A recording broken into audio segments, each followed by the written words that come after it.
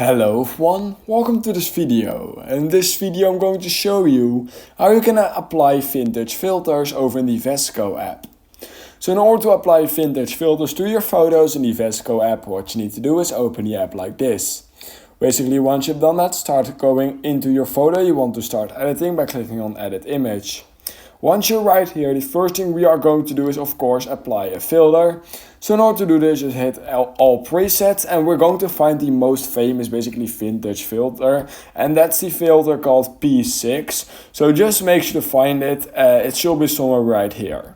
Alright, so now that we found it right here, it's called P6, you will be able to click on it, and then what you can do is just simply start editing it a bit. So let's say that we want to not have that much vintage filter, but just a little bit. So what I'm going to do is, most of the time what people use is just in the middle at around 6, so just basically apply that, and then you can already see it basically has a little bit of a vintage filtered, maybe a bit of a disposal camera.